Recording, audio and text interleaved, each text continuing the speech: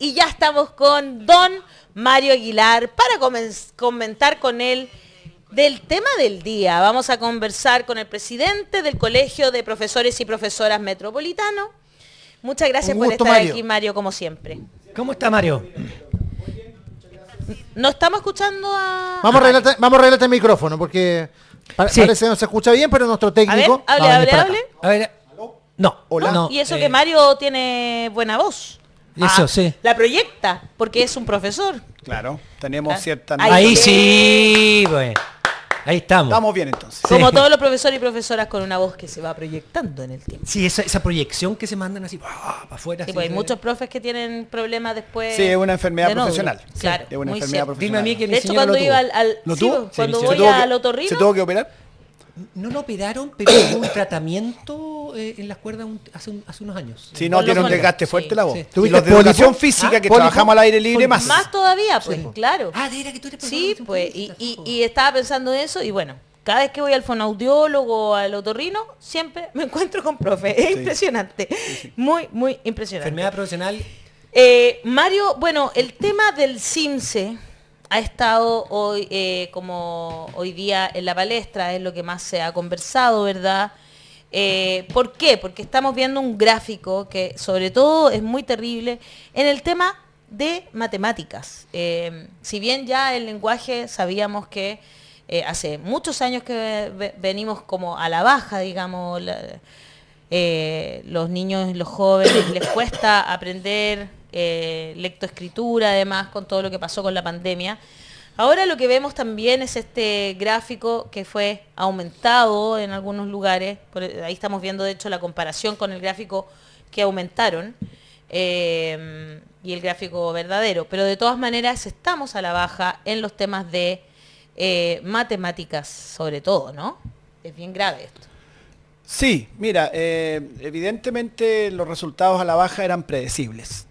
Y ha sido una constante en todo el mundo, no un tema chileno solamente. ¿Por la pandemia? Qué importante decirlo Claro, eso. obviamente, porque muy importante. Tuvimos 2 años, año y medio, pero 2 años en realidad de funcionamiento muy alterado, muy anormal del sistema educacional, y eso en todo el mundo.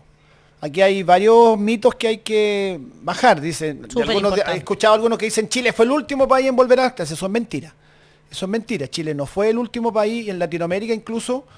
Acuérdate que nosotros íbamos tratan de echarle la culpa a ustedes. Con OSUR, la pandemia iba siempre con retraso, Claro. con un semestre después, digamos. Sí. Y en el Cono Sur, en Latinoamérica, Chile no fue de los últimos países en abrir los colegios. Mira, qué pero importante no también. se podían abrir antes, porque estábamos en pandemia, las mismas autoridades decían que teníamos que encerrarnos, y nuestro sistema educacional, que tiene muy brutales desigualdades, en pandemia esas brutales desigualdades se agudizaron. Se exacerbaron, claro. Porque obviamente en las clases online, el estudiante que en su casa hay 4 computadores, que tiene un metraje cuadrado la casa que le permite tener un espacio para estudiar, que tiene celular disponible, que tiene todas las condiciones, versus el estudiante, una gran mayoría de estudiantes que no tiene eso, esas condiciones que en 80 metros cuadrados, 60 metros cuadrados viven 12 personas, obviamente no tienes el espacio para estudiar. Entonces era algo predecible. Ahora, el que fuera predecible no significa que no sea un tema importante. Exacto. Y un tema del que tenemos que abocarnos y preocuparnos. Pero, los bien pensantes, cuya receta para resolver estos problemas es seguir haciendo más de lo mismo de lo que se ha hecho durante 30, 40 años en Chile, eso es un grave error. Y yo lo digo con toda claridad. Porque más allá de los resultados CIMSE que están ahí en el gráfico y que muestran esta baja atribuible fundamentalmente al funcionamiento anormal del sistema en pandemia, si tú miras hacia atrás los resultados están bastante estancados. Venían de un estancamiento y además, que hay que decirlo esto, en el mundo se está muy en discusión sobre la pertinencia de estas pruebas estandarizadas, si efectivamente estas pruebas estandarizadas son un buen factor de medición de la calidad de la educación. Y muchos países importantes en materia educacional, que han sido referenciales en materia educacional, vienen de vuelta. Ya no están aplicando estas pruebas, o al menos no del modo que lo hace Chile, porque se dan cuenta que distorsionan muy fuertemente el quehacer educativo y que en realidad para obtener buenos digamos, buenos aprendizajes, que es lo que importa, más que los resultados en una prueba estandarizada. Lo importante es que las personas aprendan y se hagan de herramientas para digamos, desempeñarse en la vida. Estas pruebas son muy sesgadas, son muy, digamos, pertinentes a determinados aprendizaje, más bien basado en una mecanización de respuestas, más que en una elaboración más compleja de pensamiento. Por lo tanto, Singapur, un país que es muy referencial en educación porque en pocas décadas logró un progreso notable de ser un país muy pobre y con índices de educación muy deficientes. En 30, 40 años mejoró mucho. Singapur ya no está aplicando del modo que se hace en Chile estas pruebas. ¿Cómo las aplican? ¿Cómo las aplican? ¿Cuál es la correcta forma? Porque yo estoy de acuerdo contigo, yo no creo mucho en las pruebas estandarizadas tampoco. Ahora también yo apunto lo que tú vas en términos de que, claro, cambiar la prueba, pero también asumir el cambio de paradigma e internalizar nuevas metodologías de aprendizaje. También, pues, evidentemente, claro, evidentemente. O sea, estas pruebas estandarizadas están muy ligadas al paradigma economicista de la educación. Sí, al paradigma que entiende la educación desde una lógica más bien del management. El management a finales de los 80, a principios de los 90, en el mundo entero, campeó con sus políticas y sus lógicas que aplicaron al mundo de las ciencias sociales, digamos, lógicas de las ciencias de la economía. Y eso generó una serie de políticas muy estándares, muy de ranking, muy de competencia, muy de controlar lo cuantitativo del hecho educativo, y el hecho educativo no es solo cuantitativo, es fundamentalmente cualitativo. Y esto de estandarizar a todos los niños de Chile en base a un parámetro único, descontextualizando de la realidad y de la pertinencia propia de cada lugar y de cada comunidad educativa, finalmente es un daño. Porque justamente hoy día en educación, en las ciencias de la educación más actualizadas, el tema de la contextualización es muy importante. ¿En qué contexto tú estás? ¿Qué es lo que esa comunidad necesita específicamente? El concepto de integralidad, de que hay que desarrollar diferentes áreas de nuestro sistema nervioso, de nuestro cerebro. En eso las neurociencias nos han ayudado mucho, porque hoy día se entiende y se sabe que el aprendizaje consiste en una suerte de cableado que tú vas desarrollando en tu sistema nervioso. Hay imágenes de estudios, investigaciones donde muestran una zona cerebral, digamos, antes de un aprendizaje con ciertas conexiones nerviosas, y después de un determinado aprendizaje o de un proceso educativo, muchas terminaciones nerviosas. Se enriquece el cableado. Claro. Esa es la palabra que se usa en la neurociencia. Bueno, cuando tú te remites a ciertas áreas del aprendizaje, empobreces el cableado. Tienes ciertos cables nomás que desarrollas dentro de tu sistema nervioso, pero no tienes una riqueza de activaciones de tus zonas cerebrales. Y está demostrado que para los mejores aprendizajes y para personas más completas en términos de inteligencia, lo que se llama la inteligencia integral, se requiere una activación también de distintas zonas cerebrales. Por eso estos SIMSE que obligan a que en definitiva nos preocupemos solo de lenguaje y matemáticas, que son dos áreas del aprendizaje importantes, pero no las únicas, finalmente nos hace personas más limitadas. Y a la larga esa limitación detiene tus posibilidades de aprendizaje o las limita tus posibilidades de aprendizaje. Hay colegios donde, por ejemplo, no hay notas.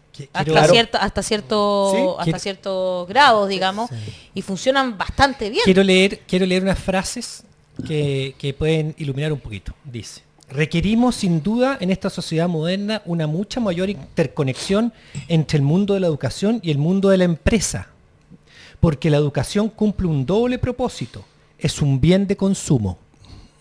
Significa conocer más, entender mejor, tener más cultura, poder aprovechar mejor los instrumentos y las oportunidades de la vida para la realización plena y personal de las personas, pero también la educación tiene un componente de inversión. ¿Quién fue ese?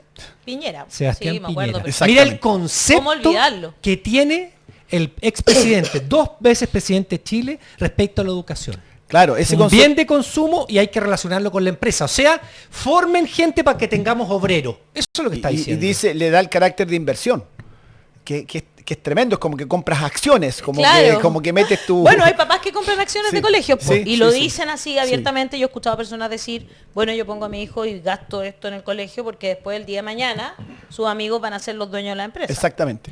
Exactamente. cual. Con Sí, esa o los visión, gerentes, con digamos. esa visión de que es un bien de consumo y no un derecho humano, con esa visión de que hay que interconectar la educación con la empresa, porque la empresa necesita operarios. Necesita mano de obra. Entonces necesitamos que los formen en eso, para que sirvan para eso, para la mano de obra. Ese es el concepto de Sebastián Piñera Echenique, 2 veces presidente de la República. Pero además, ese concepto lo tienen para el perraje, voy a usar un término, Sí, claro. para el 95%. La élite no estudia así, po. No, La po, élite, no, la élite no, tiene po. colegios que tienen mucho deporte, tienen arte, tienen talleres de teatro, tienen filosofía. Todas las herramientas posibles. Todas las herramientas. Y se entiende que ellos entienden que esa es una buena educación, po. La educación integral que abarca todas las áreas. No tienen obsesiones por los rendimientos y por producir, ¿no es cierto?, un resultado, un indicador en una cifra. Sino que se preocupan de... Así estudia la élite, así estudian los colegios más pudientes. Y fíjate que hay artículos donde se sigue a personas muy potentadas, como por ejemplo del tipo Bill Gates.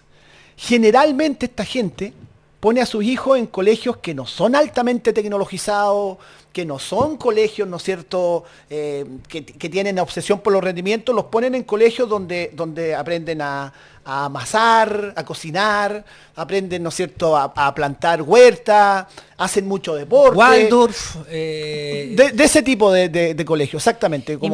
Entonces, si la élite de este país y del mundo estudia esa educación integral, ¿por qué el resto no tenemos derecho a una educación de ese tipo y se nos enriela, se busca enrielar al resto, ¿no es cierto?, en una educación sesgada, que es preparación y mano de obra para el mundo productivo, con Y esa única finalidad? Eso es muy heavy también porque hay apoderados y apoderadas que exigen lo otro, lo que tú estás diciendo. Y a mí me parece que eso es muy dramático también. Según la Agencia de Calidad en la Educación, las niñas de cuarto básico, y esto me parece gravísimo, bajaron sus puntajes CIMSE en matemáticas por estar en labores de cuidados en sus casas. Sí, pues es bien terrible eso, es bien terrible. Eso sí. En pandemia. Es tremendamente dramático. Y son las niñas. Sí. La crisis de los cuidados que la hemos hablado tantas veces Sí, y es así. que no se la toman en serio además. Es así, cuando en pandemia tuvimos que encerrarnos, o sea, se volvió toda nuestra vida completamente anormal. Quienes se hicieron cargo de la casa, por ejemplo, de cocinar, de cuidar a los más chicos que estaban en casa, fueron las niñas. Fueron las niñas. Pero además hay una cuestión que es que el no verlo es es mala fe, ¿no? Lo que tú decías en un principio, Mario, a mí me parece que es significativo. Estamos hablando de que en pandemia los pobres no tenían conexión. En Arica, me acuerdo haber hablado con gente allá, no tenían conexión en muchos sectores. El chico no estaba en contacto con el colegio, con la escuela, porque no tenía conexión. La clase alta, la clase media, tenía conexión. Tenía 2, 3 computadores por casa, ¿cierto? El papá en una pieza con un computador trabajando, la otra pieza un hijo con el colegio, el otro con la universidad. Y en otros lados, un celular tratando de conectarlo para toda la familia. Y tenían que ir turnándose. Entonces, es obvio que iba a pasar que la educación iba a sufrir en pandemia, y eso se refleja después con estas pruebas como estamos hablando, ¿no? Y poco contribuir también, yo sé que no es materia de tu gestión y tu función, el hecho de que, por ejemplo, se tomen los resultados del CIMSE, sin darle el contexto, sin darle la argumentación que hemos explicado acá, simplemente va a ser de ello un punto político, Sí, exactamente. y pegarle al gobierno y al ministro de Educación de turno. Claro, y mira, que acusen a Ávila de estos resultados. Ustedes saben que yo tengo una visión crítica, no Sí. soy Claro. ningún condescendiente. Lo has Sí, mencionado acá. sí, no más soy adelante. ningún condescendiente, pero que acusen a Ávila de estos resultados CIMSE, cuando en realidad estos resultados CIMSE son del año 2021, cuando él llevaba unos meses de gestión, y en realidad responde a lo que pasó en educación entre el 2020 y 2019, porque obviamente cuando tú le tomas a un curso un CIMSE o una medición de cualquier tipo, eso es una acumulación de los aprendizajes que hubo en años anteriores. Entonces, responsabilizar a Ávila de esto es mala fe, es mala fe, es justamente distorsionar el debate, es convertirlo en un punto político pequeño, porque además, cuando estaban queriendo acusar a Ávila de una acusación constitucional por la tontería del folleto ese que está desde el año 2017 en la página web, que durante todo el gobierno de Piñera estuvo alojado en la página web como material didáctico y nunca se le ocurrió acusar ni a Cubillos ni a Figueroa, ¿ya?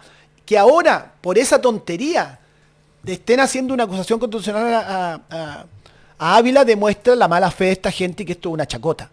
En realidad ellos lo que quieren hacer, como dice Rodrigo, son puntos políticos y llevar agua a su molino. Y no tienen interés real en la educación. Eso es lo que a mí me molesta.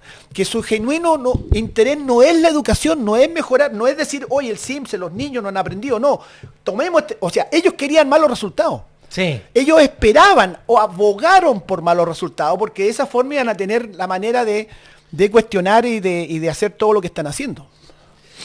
Miss Ivana Ramírez dice, las pruebas como CIMSE no sirven. Los profesores, además de la labor diaria, incluso fuera de sus horarios, viven un estrés tremendo.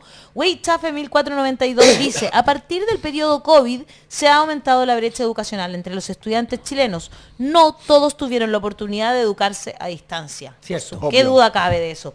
Gloria Galvez dice, están anulando las habilidades de nuestros niños. Benjamín Morales Rojas dice, siempre se olvidan de la importancia de las artes, la conexión con las emociones, absolutamente de acuerdo. Patricio Alonso Vega Cortés dice, soy profesor y tengo el orgullo de que mis alumnos se recuerdan por haberles enseñado con música, pintura y apicultura, tratando de buscar la integralidad de su formación. Mira qué bueno, lo que dice Patricio. El tema es que no puede depender de la voluntad de un profesor. Esto debe ser una política pública. Claudio Miranda dice, por eso no quieren que tengamos derechos sociales, para que nuestro esfuerzo sea trabajar y no pensar. Recuerde que usted puede mandar sus comentarios también, sus preguntas a Mario Aguilar, al más 569-9101-0672. Yo tengo una pregunta. Diga. Mándala.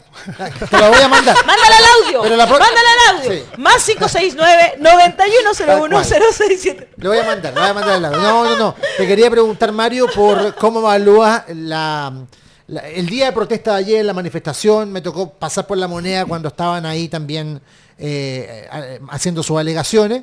Y por supuesto lo que esperan después de lo de ayer. Bueno, el paro de ayer fue un paro de advertencia, así está caracterizado. Ojalá no tengamos que llegar a nuevas movilizaciones, pero eso va a depender de la respuesta que el gobierno sea capaz de dar frente a las demandas que tenemos. Y que hay temas hoy día urgentes, temas de mucha gravedad que están cursando en el sistema educacional y que no están teniendo la atención debida. ¿Por ejemplo? Por ejemplo, el tema de convivencia, Sí. el tema de Súper de acuerdo. violencia y salud mental, que es un paquete de temas en nuestra Tú opinión. lo has planteado Todo aquí está muy más de una relacionado. vez. Exactamente. Sí. Ese tema hoy día es gravísimo. Nosotros tenemos cada vez más recurrente casos de estudiantes que tienen serias dificultades y que califican, a nuestro entender, en la escuela, no siendo especialistas en salud, pero evidentemente muestran comportamientos de problemas de salud mental que requerirían una atención especializada, obviamente. Nosotros no somos quienes podemos atender esos casos, y que como el sistema no tiene formas de atenderlos, porque no existe, un alumno, el protocolo dice que frente a cualquier problema de salud hay que derivar a la consulta municipal. En la mayoría, por no decir casi todos los municipios de Chile, no hay psiquiatra. Conseguir una hora en hospital para psiquiatra, un año y medio. Al COSAM, que está 3 o 4 veces ya colapsado. Sobrepasado. Digamos. Claro. La consulta privada de psiquiatría, ¿cuánto está? 80.000, 100.000 pesos. Entonces, cuando no hay atención a esas situaciones, se está vulnerando el derecho de ese estudiante a la salud y se está vulnerando el derecho del resto de la comunidad a la seguridad. Eso requiere una atención de urgencia, una atención, darle una prioridad que no está teniendo. Ese tema es muy grave. El tema agobio laboral, que entre este sistema CIMSE y todas estas cosas que requieren, además tienen aparejado todo un sistema burocrático que hace perder tiempo. Tú creo que habrás visto muchas veces, Daniela, a tu señora trabajando en casa, No me lo recuerdes. fuera de su horario laboral. No me lo recuerdes. Sábados y domingos. Sábados y domingos, en una sobrecarga de trabajo. La mayoría es trabajo burocrático absolutamente inútil, que no sirve para nada, que no sirve para hacer mejores clases, que tiene que ser nuestro foco primero y central. Es para satisfacer una burocracia, entregar informes, entregar reportes, evidencias, cuestiones que finalmente son bastante poco relacionados con el trabajo propiamente tal con los estudiantes. Tenemos el tema de la deuda histórica, que es un dolor para nosotros. El presidente prometió, lo dijo en la cuenta del año 2022, a diciembre de este año enviaremos un proyecto de ley para dar una reparación a la deuda histórica. Sí, diciembre de 2022. Es que eso lo dijo, la reparación de los profes. Exactamente. Es un tema que, a ver, hay cosas que tú esto es una cuestión más bien personal, pero hay cosas que tú no podías hacer, man, ¿me entendí? Lo del CAE y esto de la reparación de los profes, puta, tenés que hacerte cargo si lo prometiste. Obviamente, obviamente. Porque... Por último, reúnete y dile, mira, sabes que estoy atrasado, pero lo vamos a hacer así. ¿Me cachai? Sí, y esa cuestión tenés que hacerte responsable porque tú eres el que está mostrando cambio a la sociedad respecto de un tema que tiene muchos años de injusticia. Exactamente. Y además, mira cómo va minando la credibilidad en las instituciones, la institución presidencial de la República. O sea, si tú estás dando una cuenta ante el país, ante el Congreso Pleno, con toda la formalidad que eso tiene, uno supone cierta seriedad en los compromisos que ahí se emiten. Venía el compromiso de antes de la campaña presidencial, ¿no es cierto?, de que iba a haber solución a la deuda histórica. Sí. La mayoría de los profesores de Chile yo creo que votó por Boric. Y después lo reafirma en la cuenta pública y compromete una fecha. Diciembre de 2022. A más tardar a diciembre de 2022 enviaremos un proyecto de ley. No se cumple y ahora en esta cuenta dice... esto va a depender de la reforma tributaria que todos sabemos, no nos hagamos los giles, todos sabemos que es muy difícil que se apruebe, que no la tiene fácil. Por lo tanto, en el fondo está prácticamente dejando sin efecto el compromiso, lo cual nos ha dolido mucho. ¿Puedo hacer una pregunta específica? ¿Me podrían explicar y a todos acá y a la gente lo que pasa en Tiltil? Tiltil. Tiltil es un caso terrible. Es que es un caso terrible Sí. porque no le han Pero pagado no es el los único. sueldos, Chiloé también. Sí, hemos en hablado. Ancud. En Ancud. Sí, en San Bernardo también están San ahora con serios Bernardo, problemas. Claro. Bueno, en varios municipios de Chile, entre ellos Tiltil, San Bernardo, Ancud, por citar algunos ejemplos, no les pagan sus cotizaciones previsionales. Y yo escuché, o estoy equivocado, que no hayan pagado el sueldo. Sí, en el caso de extremo de Ancud y de Tiltil no les han pagado el sueldo líquido, ni siquiera el sueldo líquido completo. Pero ¿cómo se puede hacer? A ver, Bueno. espérate, no entiendo mucho, porque alguien tiene que pasarte la plata para que tú la entregues. Ellos entregan esa plata, pero alguien te la recibes para pagarla, ¿no? Mira, un factor común en estos 3 municipios que nombré es que son corporaciones municipales, no son departamentos de educación municipal. Ya. Dame un minuto para Sí. explicar esta entelequia. Claro. Porque en dictadura se crearon las corporaciones municipales que eran corporaciones Privadas. Sí. Lo conoce muy bien mi amiga acá. En Ñuñoa también existe corporación. Sí, es corporación. Corporaciones De privadas. salud y educación. Exactamente. Y esas corporaciones privadas se les entregó la administración de los colegios municipales y de los consultorios y todo el sistema de salud. Bueno, esas corporaciones no tienen la misma fiscalización que todo el resto del aparato público. Alejandra como concejal tiene fiscalización sobre todas las instancias municipales directas. Como concejal puede exigir que le entreguen documentos, en fin. Contraloría tiene gestión directa sobre cualquier dependencia municipal, como los departamentos de educación municipal. Pero en las corporaciones, ni Contraloría, ni el Consejo Municipal tienen injerencia directa. Entonces, ¿qué ha ocurrido con muchas de esas corporaciones? Han sido Alibaba y los 40 asesores. Excelente forma de decirlo.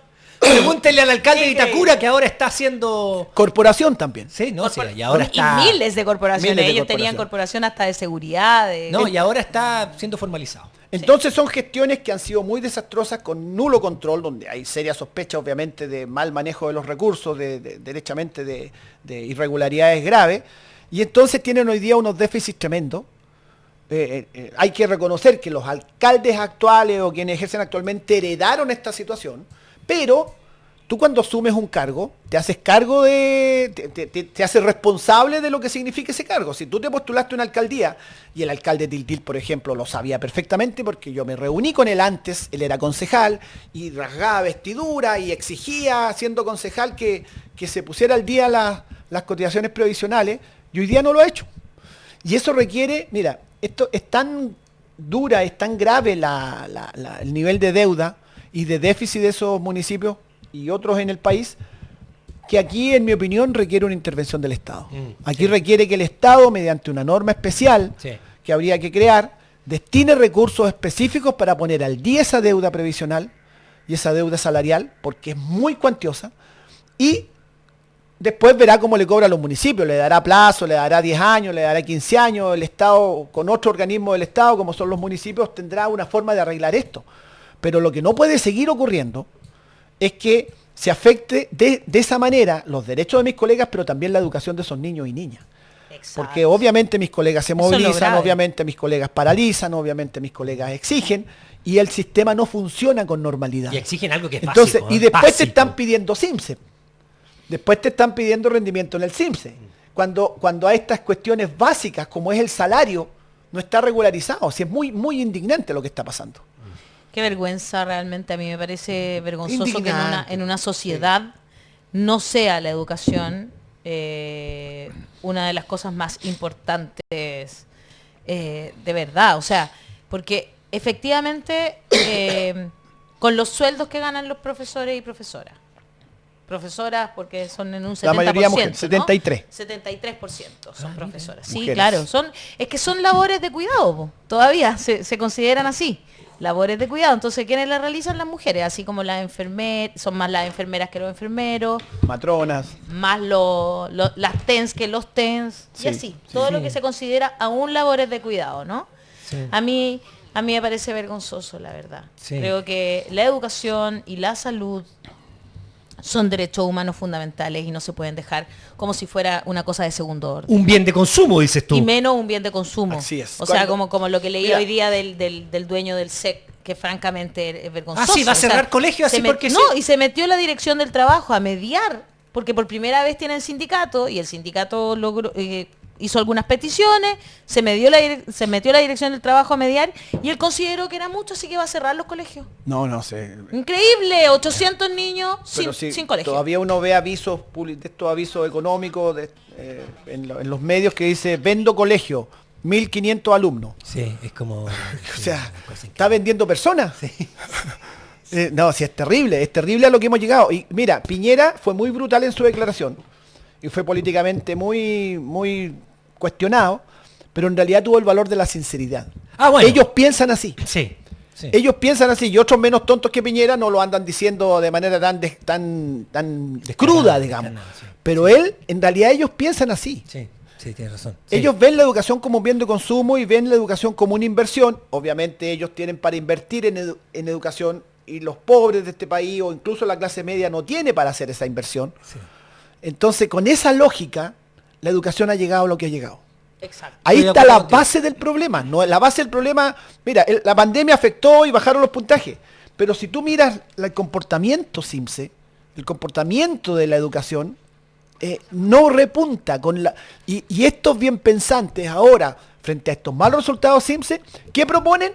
Más de lo mismo, ponerle más énfasis, a darle más horas de matemática, más jornada escolar completa. Que no es eso Y lo no que es se esa la necesita, solución, no. no es esa la solución. De hecho, todo lo contrario, en mi punto de vista, es todo lo contrario. Hoy, gracias Mario por estar aquí, Muchas siempre gracias, Mario. tocando este tema fundamental para nuestra sociedad. Muchas gracias, don Gracias, Mario, como gracias a siempre. ustedes por la invitación. En 15 días más nos vemos con la voz de los profes, Mario. Sí, 15 días más. Hoy no hablamos del paro. ¿Cuándo es el Sí, paro? Rodrigo Le me preguntó. pregunté, No, sí, Ah, sí sí, le tú le preguntaste. preguntaste, cierto, menos mal. Pensé que se nos había quedado en un momento.